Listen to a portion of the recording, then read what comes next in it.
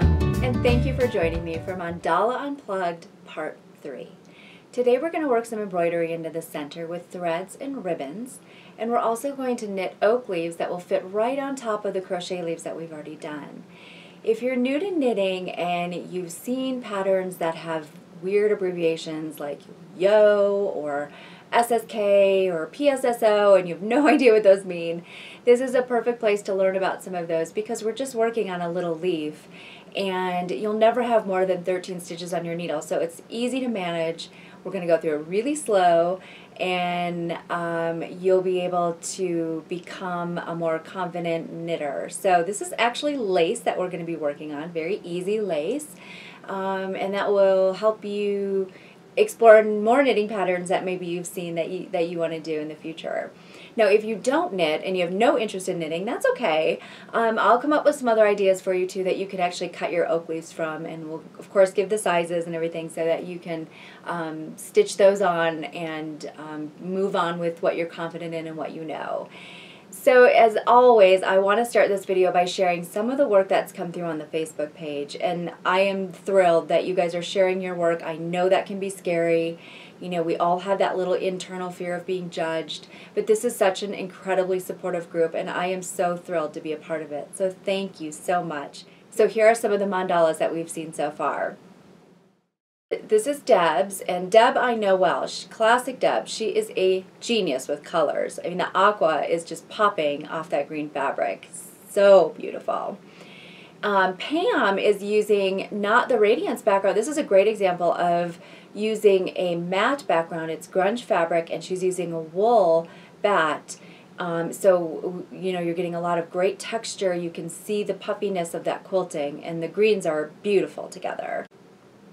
Myhre is using wool for her base applique, and I love these colors. I'm getting a natural patina vibe, which I'm absolutely crazy about. Sue's work is lovely. It's taking on a celestial feeling with that beautiful star fabric. I love this. Kim has some awesome contrast going with the dark motifs and the dark beads that jump right off the background. Super nice job. Sarah has another luminous color combination. And she used that little silhouette rose fabric that is beautiful, and that purple background is just luscious. And then Raven is doing something different. She's using a combination of my design and her ideas to create a piece that is all hers alone, and this is wonderful. And one thing that I think is important to note is that none of these mandalas that I've shown thus far are from kits that I've made. We all have something special within us to create something really lovely with what we have or what we go find and what we shop for and what speaks to us, and that's really the main part of creating. It's not about being perfect or copying exactly what I'm doing here. It's just about using what you have and listening to that inner voice that allows you to create something that speaks to you. So kudos, ladies. Thank you so much for sharing. I'm thrilled. I'm just thrilled to be a part of this group. We're going to start with the knitting. So those of you that have a kit, or if you're looking at your materials list, you're going to be using yarn B. This is the sock yarn. And a size 2 needle. We'll talk a little bit more about that in the knitting. Now let's talk about things if you're not going to knit, what else you can use. Felt, wool felt, of course, is wonderful. This is a commercial wool felt that they sell on the Bolt. You can use any sort of pressed felt like this, and once you cut your leaf out, you'll get a nice, clean, crisp edge. If you're worried about not having the texture that you could get with knitting, we'll be embroidering on this, so there's all kinds of things that you can do if you use a flat piece like this, so not to worry. Or, of course, in the wool department, there's always this plaid or some sort of printed wool that I'm personally obsessed with. So you could definitely cut leaves out of this and stitch them down. Now let's say you have a fabric that you really like, and you know this oak leaf is a little challenging to turn the edges. Of course it can be done, but if you're new to edge turning or if you just don't want to deal with it, you can use a product that I use in so many different things. It's called Fusible Fleece. It is a fusible on one side. It is by Pellon. What I would do is I would draw the leaf, my leaf pattern onto here, and we'll talk about those sizes in just a minute. Cut it out of here and then iron the leaf shape to the wrong side of your fabric.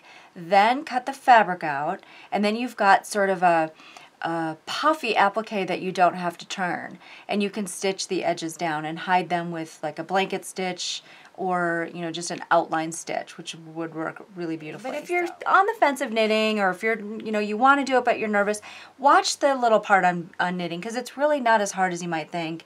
And then of course I have that beginning knitting video that I did a year ago when I first published my book. So that's on the knitting. These are pearl cottons. We'll be using A and C. We'll also be using the sparkly D. And as far as the floss goes, E and F, if you have a kit or if you're looking at your materials list, this is just cross-stitch DMC cotton. You can get it anywhere. It comes in a million colors. It comes 6 strands, so for our purposes, we are going to use 2 strands, and I'll do this on camera so you can see what that looks like if you've never done that before. We'll be using 2 strands at a time. Your 2 ribbon, silk ribbons that we had talked about. Now, we're going to talk a little bit more about silk ribbon. So if you have a ribbon that's like this wide, you know, this is a 4mm, but it isn't silk, we'll talk about doing some alternative things. Size D, which are the beads that we used for around the leaf. I've got some flat beads here and some bugle beads. We'll be using those today. Okay, so up next, the knitting portion of our mandala. So if you're drawing your own template, what you want to make sure to do is stay in with a shape that is 2.5 inches tall by about 2 inches wide, and that's about what these leaves are. So let's say you want to draw your own out and you want to kind of get that same shape as the oak leaves. So this is our center, right? So down here, and the oak leaf kind of swoops down a little bit. And let's say the first leaf is going to be about right here. Right, the next leaf is maybe 1, 2, 3 blocks down here. And 1, 2, 3 blocks down, and it's here. It doesn't really matter. You know, your shape is going to be your own, so that's kind of cool. So let's go up and make our top. And then here we're just going to kind of come on down like this. You know what, maybe make a couple different shapes.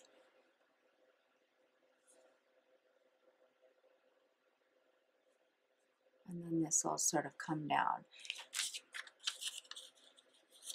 And just fold it in the center.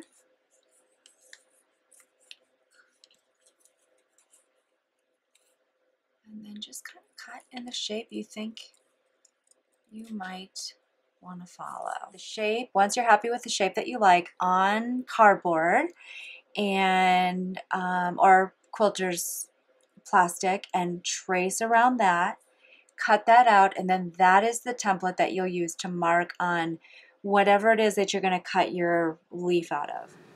For those of you who are already proficient at knitting, when I put the pattern up, go ahead and pause and work a screenshot on the pattern. And to do that, what you're going to do is if you're watching on an iPhone or an iPad, you're going to click the start button and the home button all at the same time, just one quick click of both of those buttons simultaneously, and that will capture this knitting pattern. And then that will go into your photo library, and then you can go into your photos and then email it to yourself and print it out if you want to, or you could just refer to it on your device. If you're watching this on a Mac or a PC, you can do a screenshot. I know the Mac is, I think it's like Command 3, but just Google that. I'm not sure, everybody's is a little different, but there is a way to work a screenshot on everything so that you can actually have the pattern and not have to watch the video.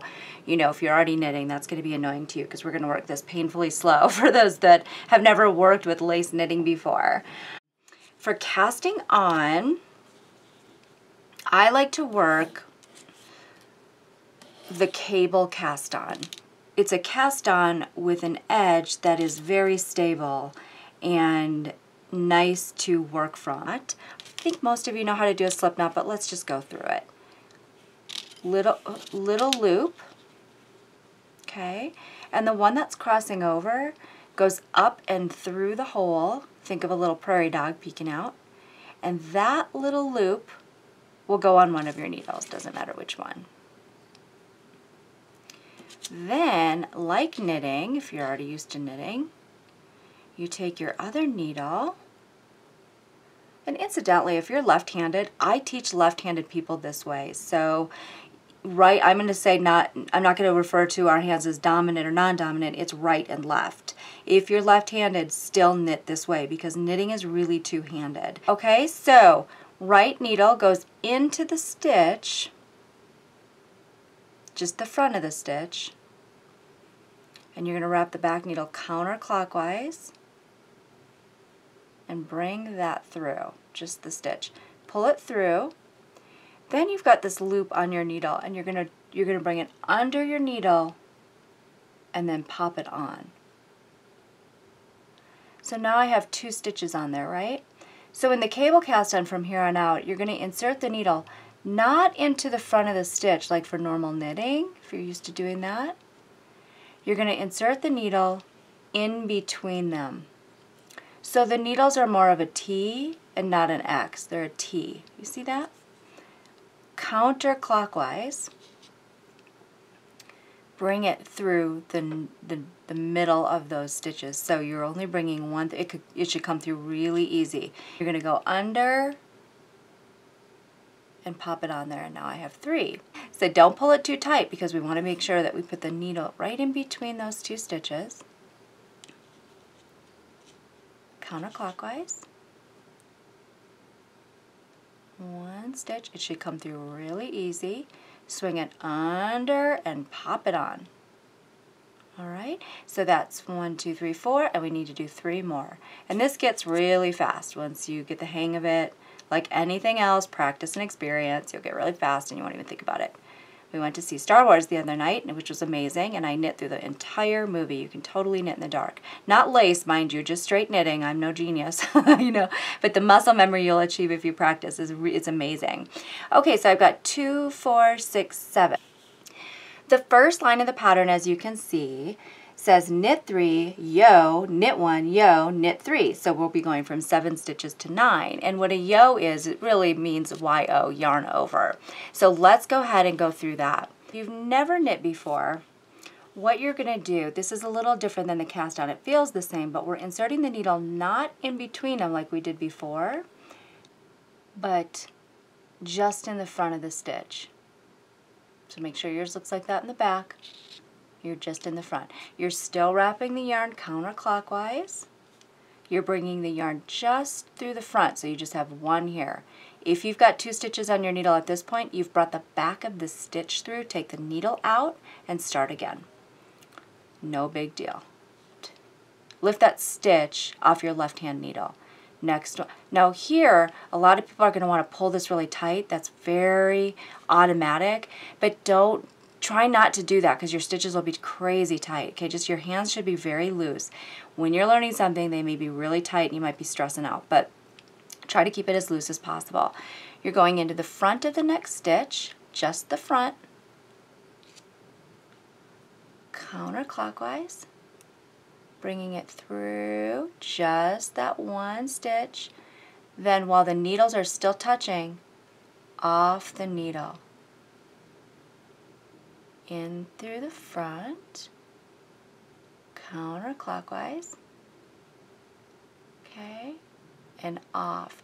Now we're at that funky little pattern, aren't we? That yo, that yarn over. So what we're going to do is yarn over is almost always, let me just say, almost always counterclockwise. Bring your yarn forward between your needles and lay that yarn over your needle, and that will add a stitch.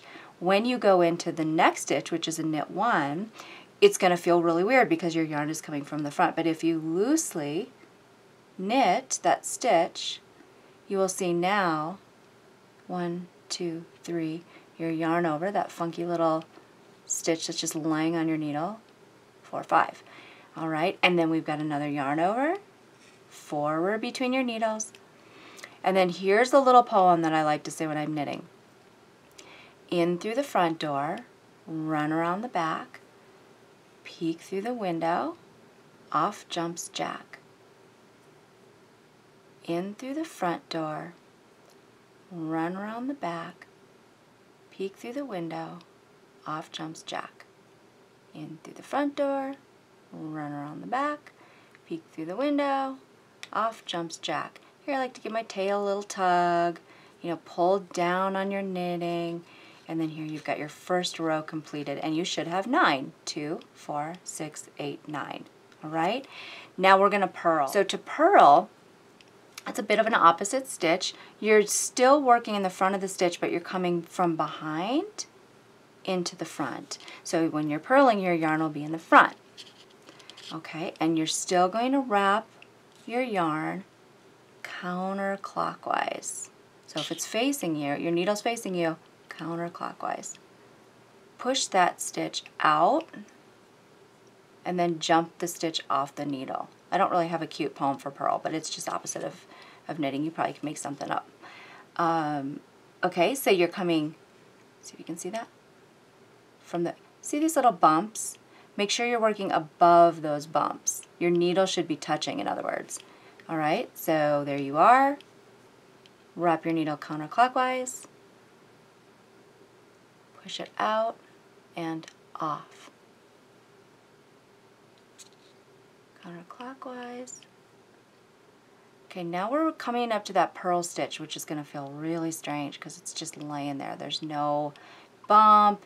It's just a yarn over. So you're going to just treat it like any other stitch, and you're going to purl it like anything else, and it's going to create a hole. I'll show you on the other side. So, knit 3. 1, 2, 3. Yarn over. Now this yarn over is going to end up to the right of this yarn over, and it looks like this is going to be our center stitch, and we want to be very mindful of that. This is what I'm talking about reading your knitting, not just the pattern.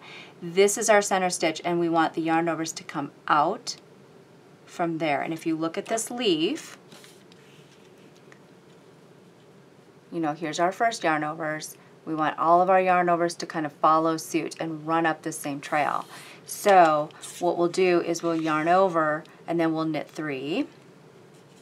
1, 2 being our center stitch, 2, 3, yarn over, which will fall in line with this one, 1, 2, 3, and then purl it back.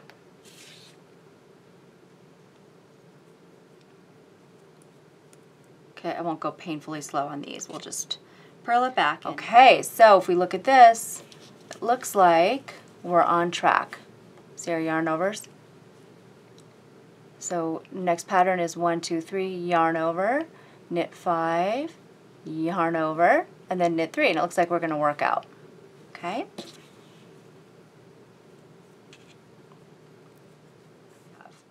2, 4, 6, 8, 10, 12, 13, and that's just what we want. And we've got the yarn overs in their right place, and we're going to go ahead and purl it back, right? So what we have here now is the base of our leaf. We've got the first 6 rows done, but look what's happening here. We've got to decrease. You know, we've increased our stitches with yarn overs. Always remember, yarn over is an increasing stitch. We have to decrease now to get some shape into our oak leaf. So let's go ahead and do that next. All right, so row 7 starts with BO, which stands for bind off. And so we're going to bind off 3. Once you've knit 2 stitches, you're going to play a little leapfrog.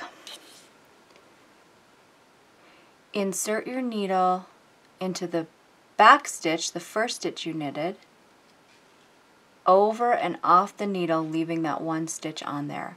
So from here on out, you just knit 1 leapfrog. So here we've bound off 2 stitches, and we can see them. 1, 2. And our pattern says bind off 3. So we knit 1 and we bind off the 3rd one.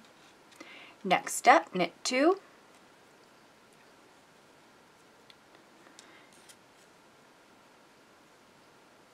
And then yarn over, knit 1, yarn over. And we want to make sure that that is our center stitch. So what you would do to make sure that those yarn overs are in the right place If you forget how much you've bound off or whatever, do a check before you do any lace knitting. And the yarn over, the knit one is our center stitch, yarn over, and then knit 6. So row 8 is bind off 3 and purl 8. So when we bind off on the purl side, we just want to go ahead and purl it.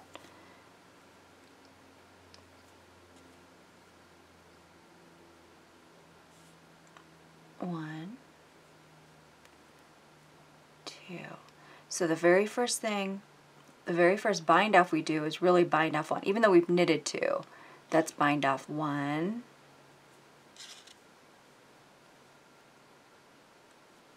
2, 3.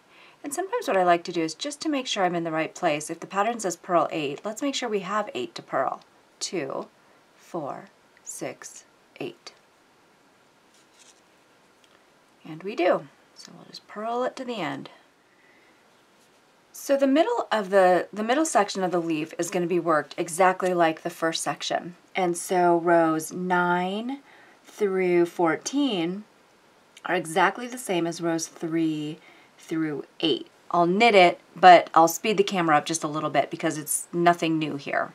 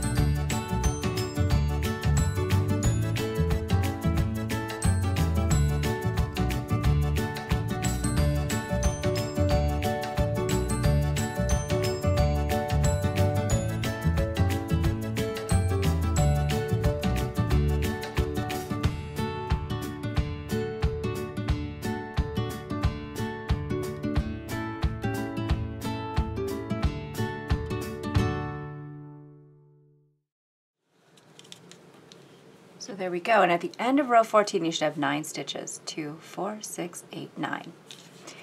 So the last part of the sleeve gets a little bit different. We're on row 15. Wouldn't it be nice to knit that fast? So 15 and 17 are pretty similar to what we've done, and it's row 19 where we switch stuff up. 2, 3, purl it back.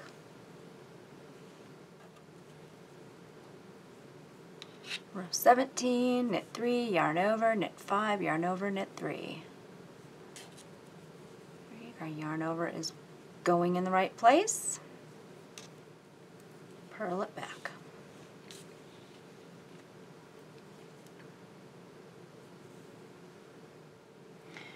So 19 is similar. We're just binding off 4 stitches this time. We need to get a little bit more aggressive with our decreases because we're coming to the end of the leaf. Alright, so knitting 2, bind off 1. See where it's in brackets where it says knit 1, yarn over 2 times? Make sure you're doing exactly what's in the brackets 2 times, which is to say knit 1, yarn over, knit 1, yarn over. Alright, and that finishes out the bracket, and then you're going to knit 6. 2, 4, 6, we're right on track. And then on row 20, we're going to bind off 4, purl 6. SSK. SSK is a decrease, and it's like a knit 2 together. SSK many times is done at the beginning of the row because what that does is it leans the stitch this way. And you can see at the end of the row we're going to knit 2 together, and a knit 2 together will lean the stitches this way. Almost always, and unless it says otherwise, work an SSK like this. What it stands for is slip, slip, knit. So when you slip it, don't slip it purl-wise, which means you're going to put the needle into the stitch like you're going to purl it. It's always knit-wise. So it's slip, slip, and then you're going to knit those 2 together by inserting your left needle into the fronts of those stitches and then knitting them together. And we'll work that again in here in a little bit so you can see it again. But that's what an SSK is, and as you can see, it's leaning the stitches in toward the left. Okay, so after the SSK, we're going to work a yarn over, which will add a stitch right to the right of this one. But what we're going to do is combine these 3 center stitches. So what that looks like, and you'll see it says slip 2 together knitwise. So you're going to go into the stitch like you're going to do a knit 2 together, and all you're going to do is slip them off. And then you're going to knit 1. Now make sure that your yarn over here doesn't cross this, because the next instruction is slip the 2 stitches over. And what that's P2 SSO, pass 2 slip stitches over. Make sure you're not passing that yarn over. That stays. You need to keep that. But this little clump of stitches, which was your slip 2 together, those 2 leapfrog, just like a bind off, over that stitch and off the needles.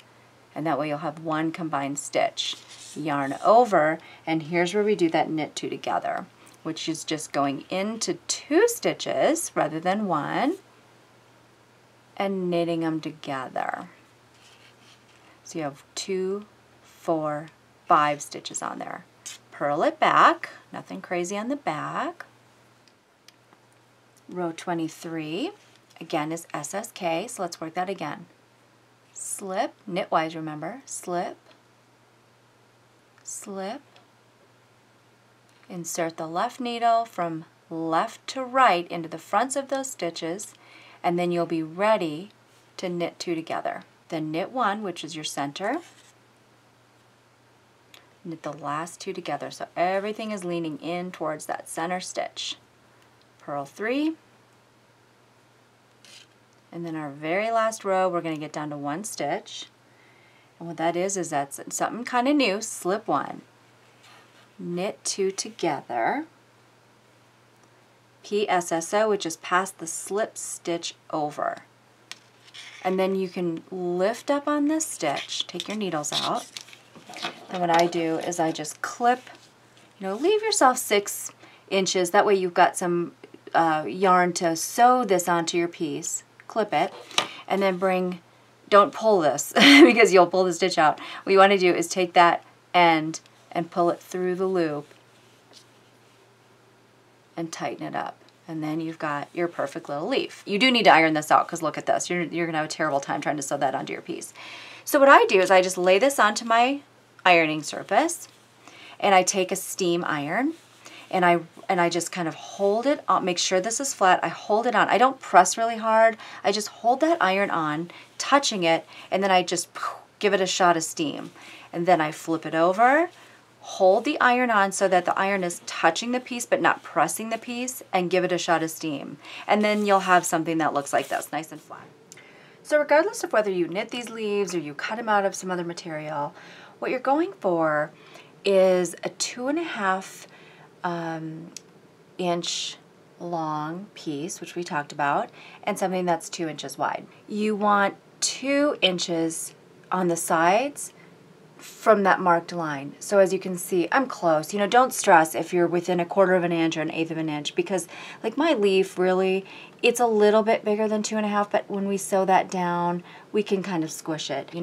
What we're going for is we want to make sure that when we sew these on, that this line here kind of comes along these yarn overs. It sort of lines up. So when we pin this and sew it on, we'll talk a little bit more about that. But that's what you're going for. So the little indent of the leaf here sits right on top of the crochet leaf, all 8 of them.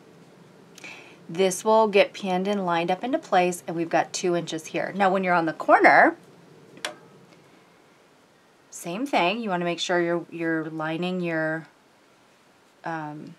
stitch lines up close to that, because our Oya is going to travel over these leaves and get stitched down, and it's going to follow these lines, remember. So just squish your piece into place to make everything kind of fit. Here where you marked in the corner, you'll have 5 inches. Around, within 1/8 of an inch, within 1/4 of an inch, you're totally fine. Line up with your stitch lines from your part 2. And then start stitching it in place, of course making sure that the point is right up on that stitch line. So these edges are similar to crochet in that you can see, you know, the V in them.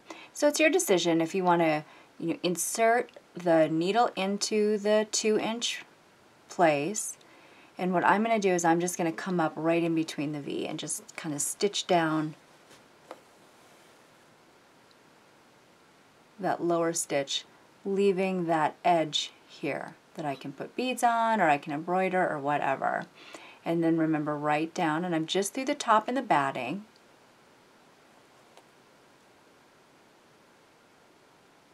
Through that next V. Straight down into the piece. Up through that next V.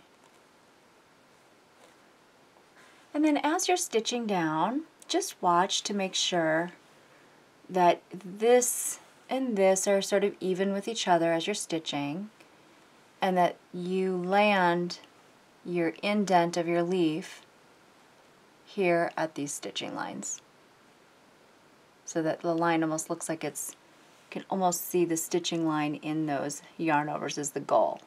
Now if you have a straight piece that you've done out of ultra suede or wool or paper or whatever,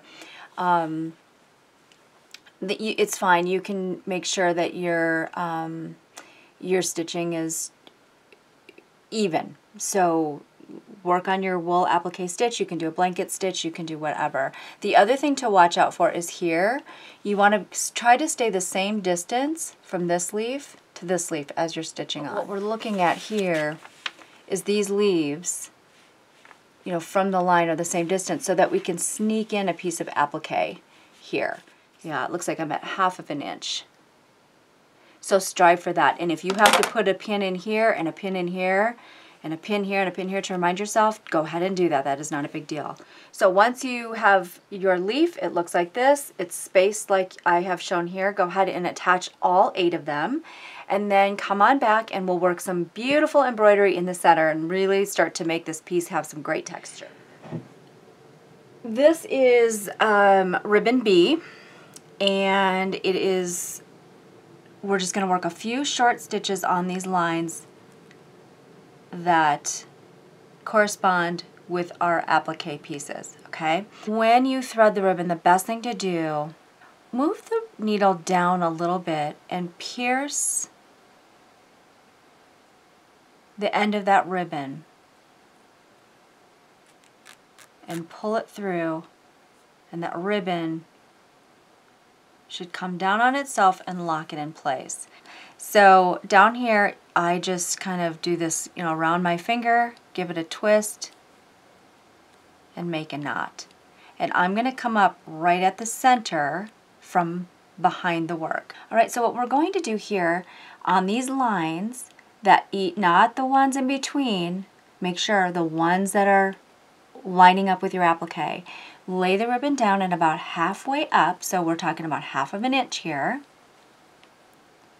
You're going to take the needle and pierce the ribbon and the background of the fabric, and you're going to come right up again at that center point. If you don't have ribbon that's specifically for embroidery and you're trying to use something else, make sure you're trying this on something different, you know, your practice piece. We should always have a practice piece. Then what I would suggest you do is not pierce it, just come down at that halfway point and come back up in the middle. It's not a big deal.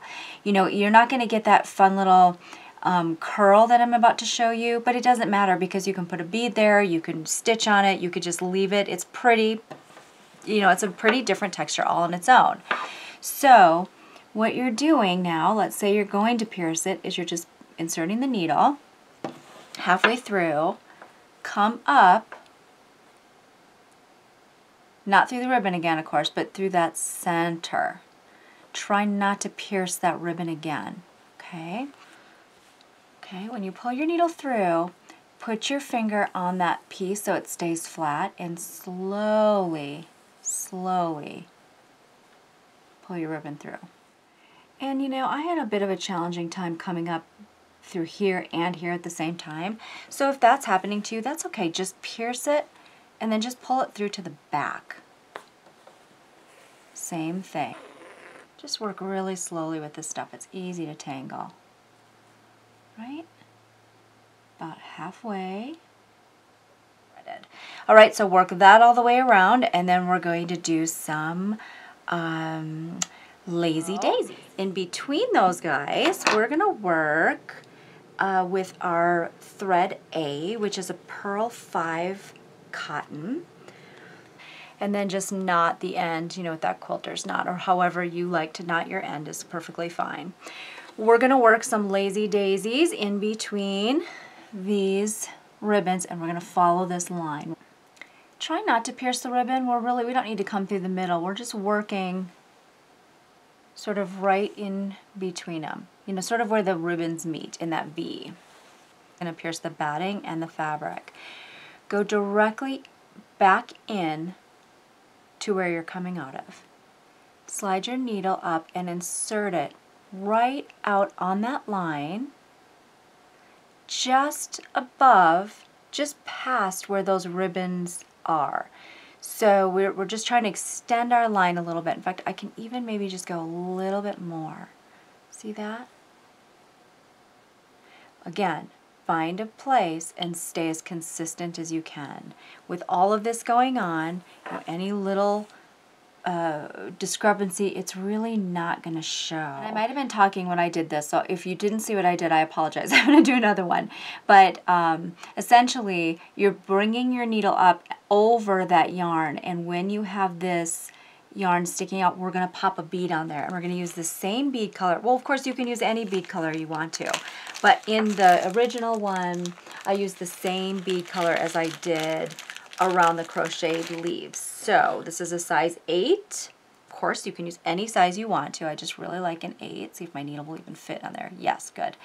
So pierce that, pop that needle all the way down, and then you're going to come through, not directly in the hole, but we're coming over that loop into the fabric, same line, and then come out, not going all the way through the back, but come out where those two fabrics meet in the next space.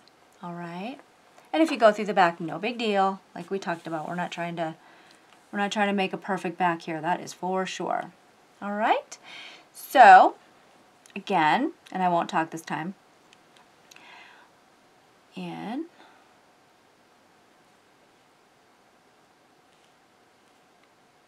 Okay, just above where those are coming out, sort of trying to stay even with this. I may just go up just a little bit more.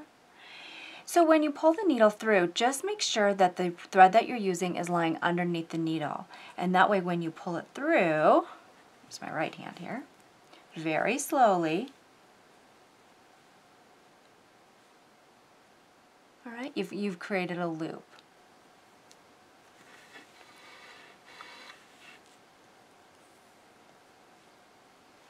Lay that bead down, insert the needle back into the fabric, over that loop, not in that same hole where we're coming out of, but just on the other side of that loop, and then back down into the next line where the ribbons meet. So work that all the way around, and then we're going to work some lazy daisies, some smaller lazy daisies in between just for some added texture. So starting with the one that you just finished, might as well, what you do is just pop the needle right below it. So spread the ribbons out just a little bit. See if we can get in the light there. Spread the ribbons out so that your needle is coming just below your original insertion point for that long lazy daisy, because we want this one to sort of lie on top. Okay, so there's my first row. Insert it right back in on itself, and then about halfway up, make a smaller one. Now, you sure could put a bead on here if you wanted to. You could put a little bead or whatever you want. So what's happening is that the smaller lazy daisy, if you don't pull too hard, is lying on the outside of the original one. So again, same thing, you're going to go over that loop and then insert the needle just below the base of your original lazy daisy. Just don't pull too tight here. We want these ribbons and threads to just rest on here. We're not trying to, you know, make anything really crazy tight. And then come up on the line, making sure that the yarn is underneath, the thread is underneath.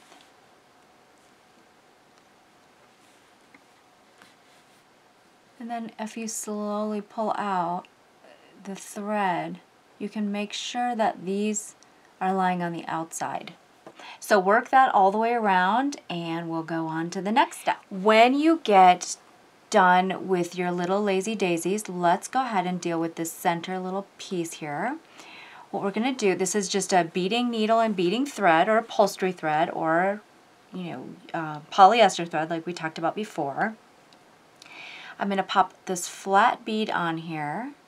This is also, in the beading world, these are called spacers. So when you're making jewelry, these sort of go in between bigger beads. You know, you might have jewelry like that. These are called spacers. I'm calling them flat beads for the purpose of this because they lie flat. And then the cool thing is that you can just put a bead or a crystal or something on top, right? So we've threaded the flat, we've threaded this size 8 bead or whatever bead you want to, and then to go back down in on itself, don't go into the 8 bead again. You'll want to skip that 8 bead and go down into the flat bead and down into the center. And then just repeat that thread path like maybe 2 more times just to really get it locked in. Work with these cross stitch threads. This is DMC embroidery floss. The DMC almost always, I believe, comes 6 strands. So what you do is you just sort of start to pull it apart at the end, find 2 strands, and very slowly start to separate them. So as far as colors, and if you have a kit, if you're looking at your materials list, we are using E and F. E is the lighter color, F is the darker color. We're going to start with the lighter, but we're going to go ahead and unply this one too. So what we're going to be doing is we're going to work a little fishbone leaf in between the tops of our ribbon and the bottom of the applique. To work the fishbone, from behind, come up halfway between where your ribbon is. We're trying to stay on that line here. And the point of your applique. Go right down on the line at the point of our applique, go down and just, gosh, 1/8 of an inch maybe on the left-hand side of the line. 1/8 of an inch from the point, 1/8 of an inch from the line. See if you can get close. Again, don't panic if it's not exactly, no, like don't be getting out the ruler here. It's not that big of a deal. So to complete the stick on the other side, go down back just under the base of it. See that? And come up on the other side 1/8 of an inch away and even with that one that you did originally on the left.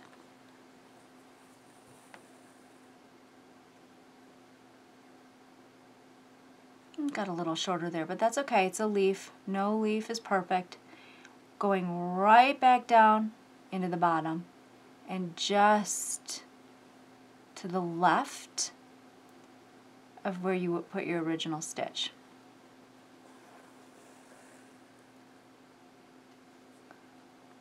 Down into the bottom here, just to the right of your original stitch. To the right and down closer to the stem.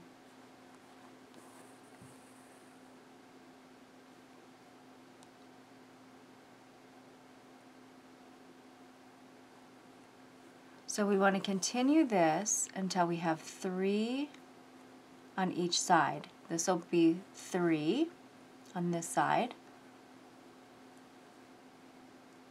our original 1, 2.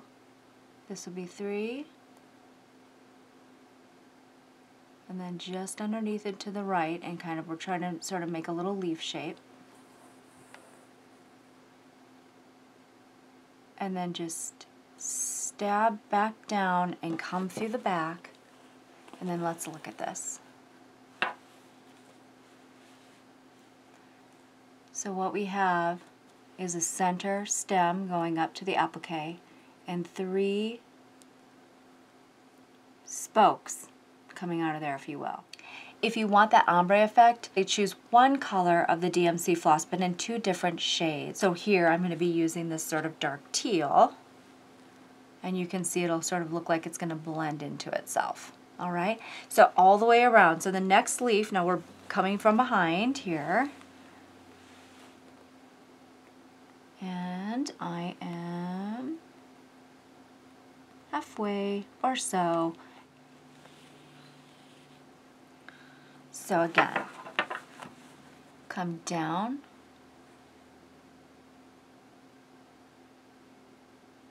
eighth of an inch away or so from the point, eighth of an inch away from that center line.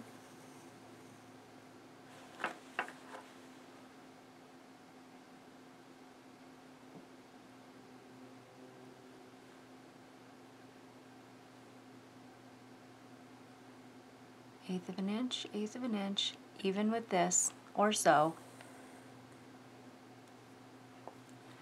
And then keep repeating that. You're always going to go down into the spine and bring the needle up just to the left and a little bit lower than your original thread.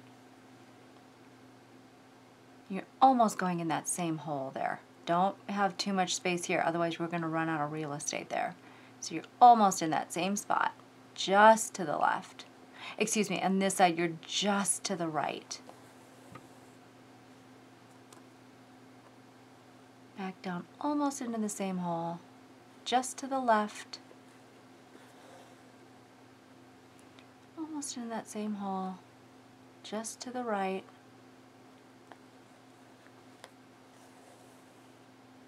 And this will complete our 3rd piece on this side.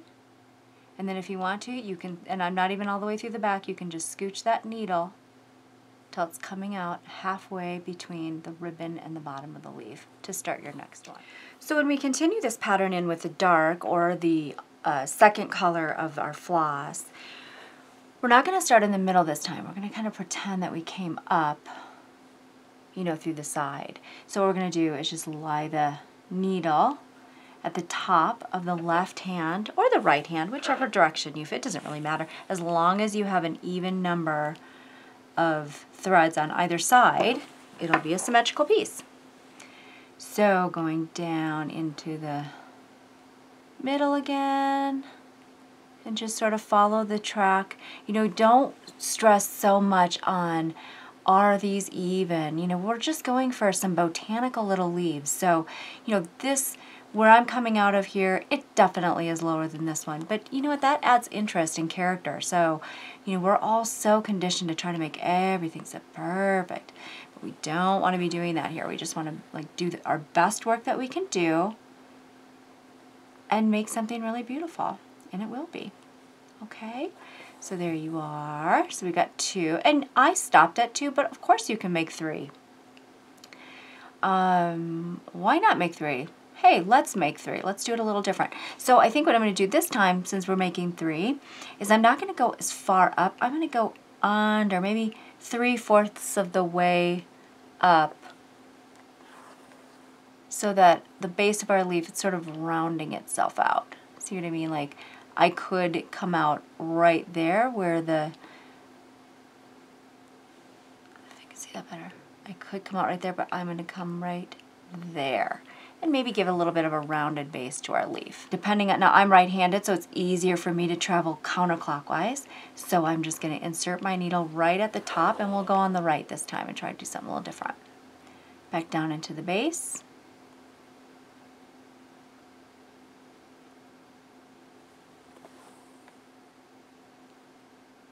Back into the base. following the line that you've created for yourself.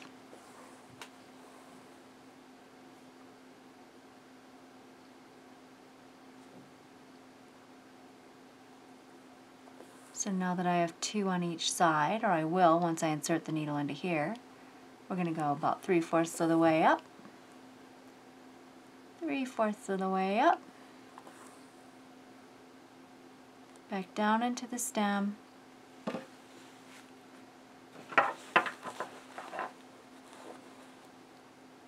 and then exit out of the next leaf right the outer tip of that last leg we did on that previous color. So let's get some sparkle in here. What we did down here, we're going to do right on top of here, so it's really simple. We're going to make one big long lazy daisy, and then a shorter one, and then a shorter one. Okay, so let me show you what that looks like. With your sparkly yarn, and this, by the way, if you have a kit, looking at your materials list, is thread D. I'm using Razzle Dazzle by Ricky Timms, but just a little bit of sparkle or shimmer is always good.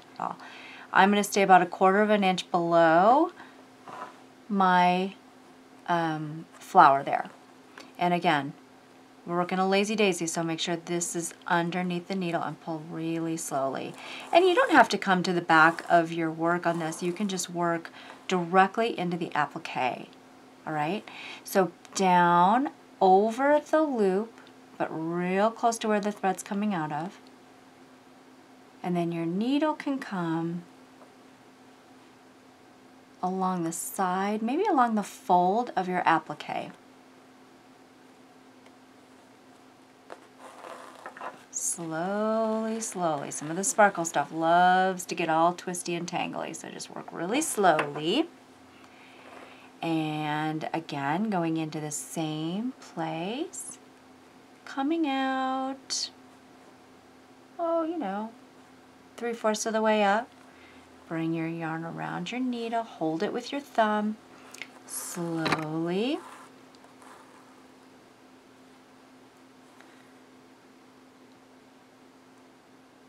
Down under, and then come out that same spot. And then we'll sort of be able to angle the next one up rather than finding a new spot on there. We're going to use that same exact spot we came out of to make the next one.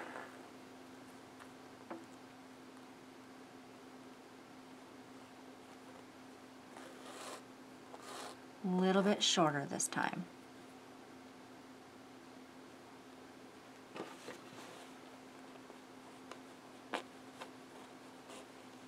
Slowly pull.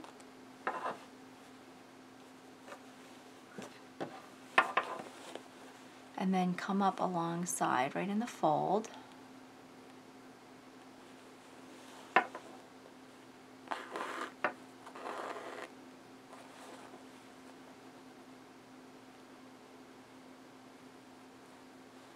Trying to stay as even as we can with that one there.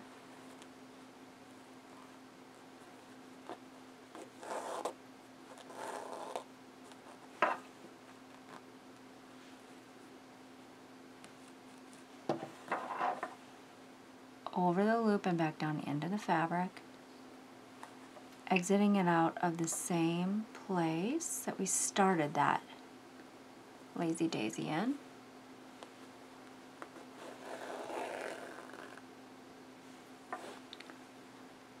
Back down into the same place, make it a little shorter.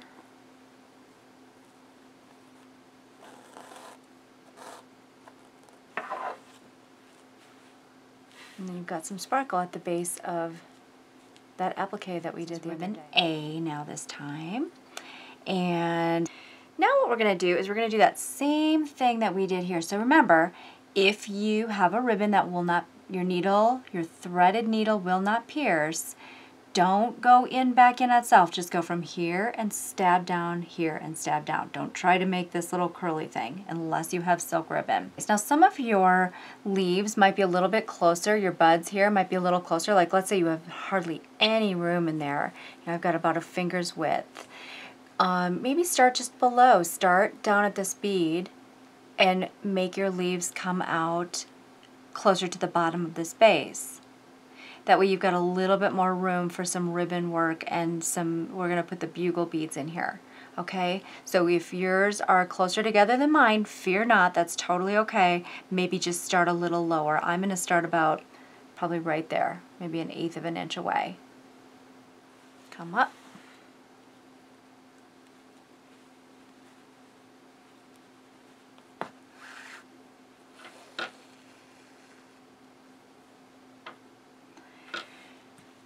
We're making 2 leaves here, so you will want to pick the direction that you're going to go into first, because the second part of that will go right directly on top.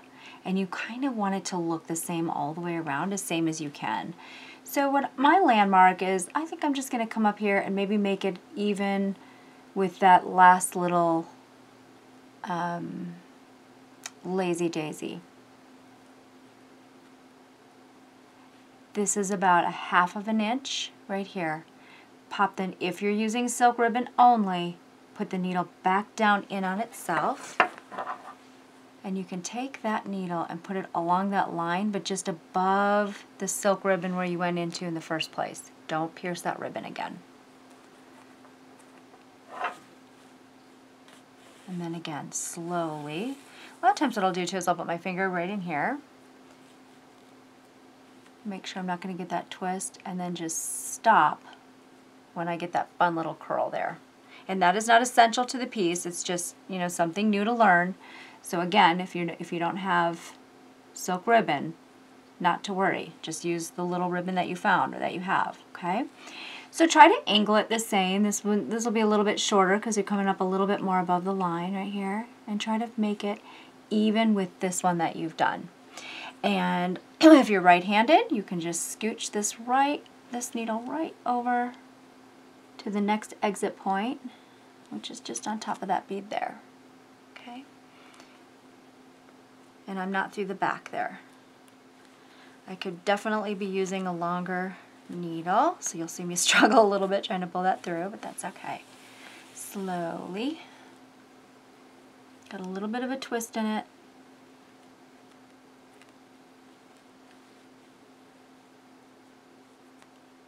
Okay, all the way around. And then you should have something that looks like this. You're kind of starting to see the grand scheme of things here, and it's easy to pick apart each little, you know, thing that you do that doesn't maybe match its neighbor. We're just trying to get as close as we can, right? Remember, we're human, we're not robots. So this next little section, we're going to work inside of here, and we're going to do a fly stitch with a long stem. So what that looks like, very simple. And I'm using embroidery thread C if you are looking at your materials list, and that is a size 5 pearl cotton. If you have things that are really close together, it is okay that they touch. You know, that might be a good landmark for you, coming up here and coming up here. It really doesn't matter. Just like I said, find a way, stay consistent. Directly across from that, and on an even width across from that center line here, pop your needle down and come up along that center line there, about 1/4 of an inch. Making sure that this yarn is underneath your needle, because it's kind of going to look like we're working those lazy daisies, but the difference is we didn't start in that same place, so now we have this Y with this great little stitch. Then here, our stem would go right at the top of this left ribbon. So because this is so high, I think what I'm going to do is go in between them, just on this one, I think, maybe even on this. Again, pick away and stick with it. So that looks like this,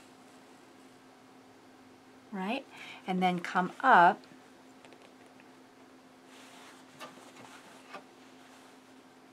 and just keep eyeing it up, making sure you're sort of similar, right, to its neighbor, as close as you can get. And I'm on the right this time, but that's okay. Remember, and then right across.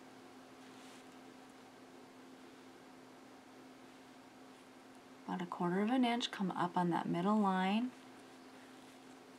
pull the needle out, and remember that you are above this thread so you can catch that, and then make your stem and come right down in between them on that line, all the way around 8 times. So now we're going to add some more sparkle, those bugle beads. And on either side of the fly stems, we're going to add the light and the dark bugles. So come up through the Y first. Put on a light bugle bead. And then just make sure it lies right on the inside there. And then come up on the middle again, just above it.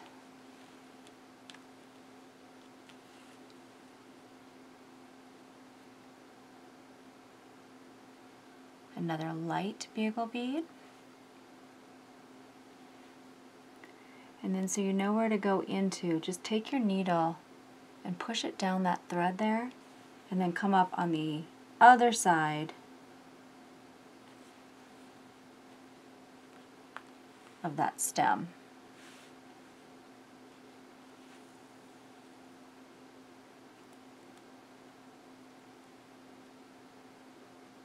Okay, so let's see if I can get that in the light.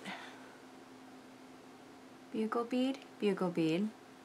I'm exited right here on the stem. I'm going to do dark bugle bead, dark bugle bead. And I'm coming out right on the other side of that Y.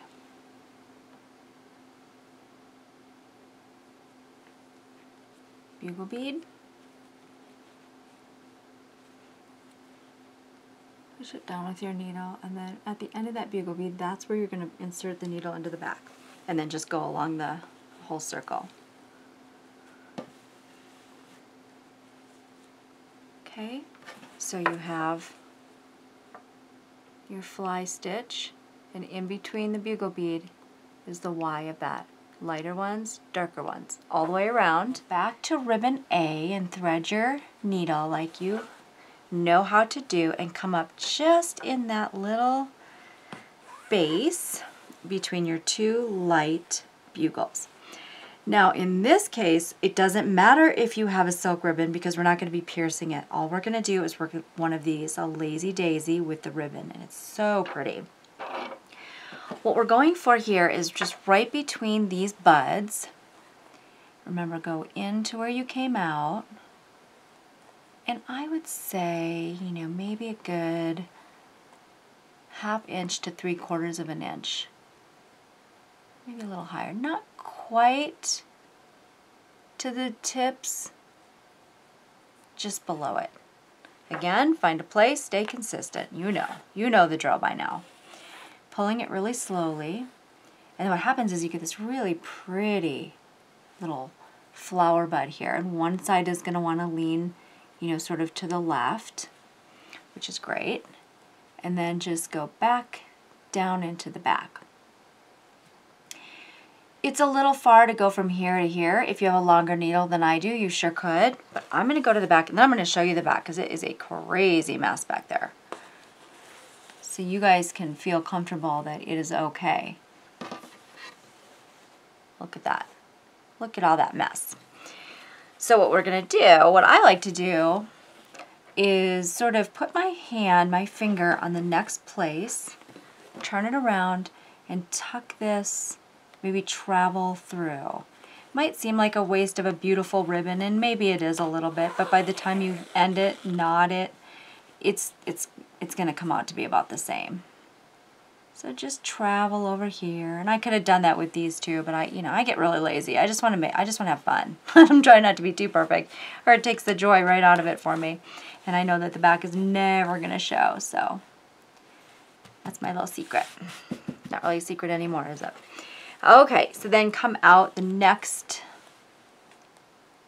line, right in between those little bugle beads. Let me turn this around.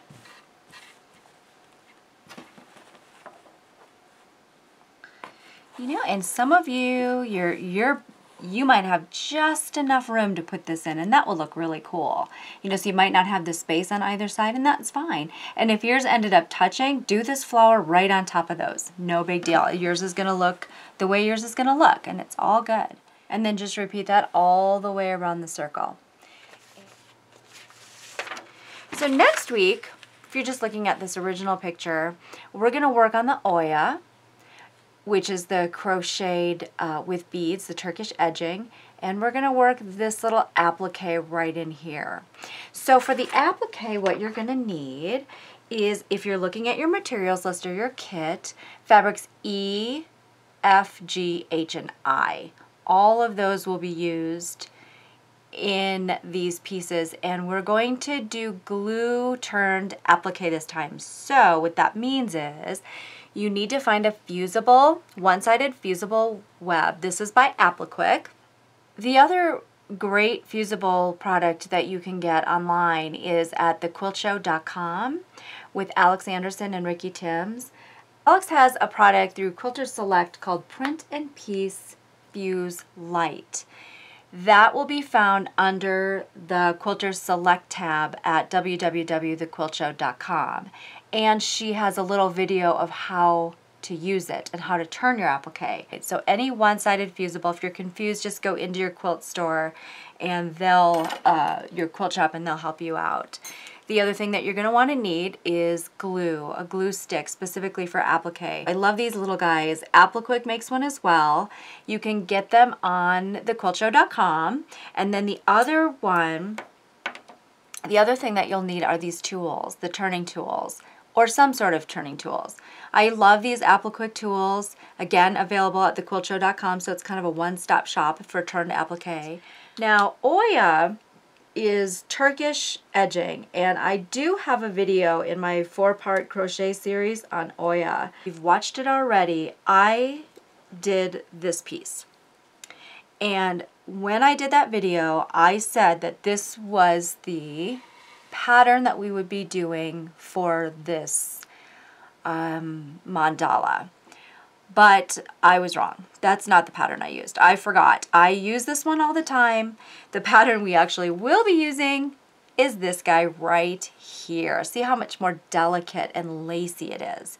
So that video is definitely worth knowing. You can see there's a big difference between the two. This is a size 5 pearl cotton, where this is an 8. In the materials list, I said get a 5. You can definitely do that, but you can see it's going to be a lot thicker than the one I used here. So you could also use an 8. For next week, you'll be gathering either one of those. You need about 40 yards. So you need quite a bit because it's crochet, and crochet takes up quite a lot of thread. So you need 28 beads and 49 outer beads per Oya piece, and we are, of course, making 8. So whatever it is that you gather, we will talk more about that next week when we actually go to do the piece. You'll need a tiny little steel crochet hook, size 6, which is a 1.8 millimeter. And again, don't worry so much on getting that exact size. If you can find a 1.7, a 1.6, totally fine. If you are not interested in crocheting at all, you hate crochet, you don't want to learn anything too new, go ahead and see if you can't find some lace, that you can put in instead. Because you could, take a piece of lace like this, fold it in on itself, sew it in place, and throw some beads on there. Here's another example. Lace is, you could find this stuff anywhere. Here's motifs right on here. 1, 2, 3, 4, 5. You could use something like this, pop some beads, right in the center, or buttons, or whatever. My gosh, there's so much out there. You probably have some. I bet you could even just dig in your stash and find something really cool to put on there. So gather those materials, enjoy the stitching, relish in your downtime, and we will see you next week. Thank you so much for joining me for week 3 of Mandala Unplugged.